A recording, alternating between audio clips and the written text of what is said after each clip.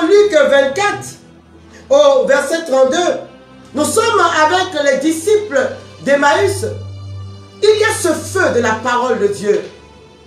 Et il y a bien souvent ce feu que rencontrent les serviteurs de Dieu ou les enfants de Dieu au détour d'une évangélisation, au détour d'un enseignement, une parole qui vient comme pour remettre toutes choses en place dans notre cœur et qui rend notre cœur brûlant. Et les disciples de Maïs écoutent les paroles du ressuscité et ils déclarent: nos cœurs n'étaient-ils donc pas brûlants quand il nous parlait?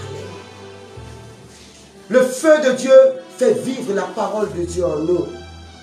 Le feu de Dieu installe la parole de Dieu en nous. Le feu de Dieu donne esprit et vie à la parole de Dieu en nous, bien-aimés. Il y a également, bien-aimés, ce feu de la justice. Car le feu de Dieu est également justice. C'est ce feu de la justice que Élie va expérimenter. Car il était question d'exterminer Élie. Et Élie va faire recours à son Dieu qui va répondre par le feu. Donc Dieu se manifeste par le feu pour montrer sa gloire, pour montrer sa puissance, sa sainteté, sa justice, son amour, sa grandeur. Mais ce texte-là nous parle d'un feu irrégulier. Ce qui n'est pas régulier est irrégulier. Et ce soir, je voudrais te parler des caractéristiques, bien-aimés, du feu irrégulier. Ce feu étranger que l'on veut utiliser ou manipuler dans notre qualité d'enfant de Dieu et qui finit par nous conduire à la mort, car dira la parole, le salaire du péché, c'est la mort.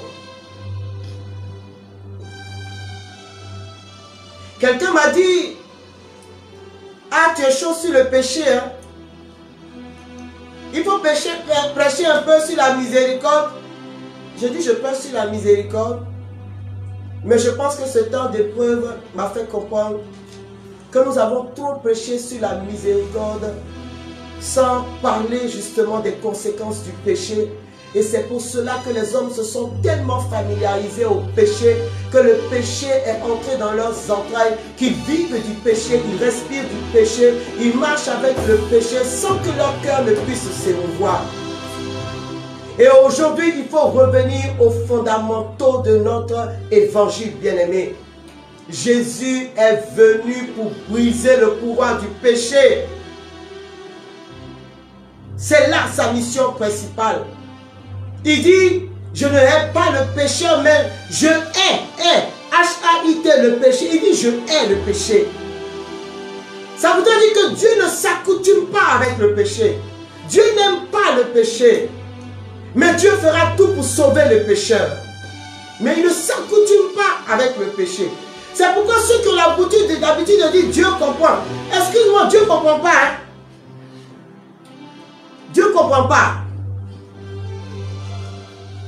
Ah, Dieu lui-même il comprend. Dieu lui-même il comprend. La chair est faible. Hein? La chair est faible. La chair est faible. Celui qui commence à dire Dieu comprend, la chair est faible, il est conscient et c'est ce qu'on appelle la préméditation. La préméditation dans le mal. C'est comme ça on appelle ça.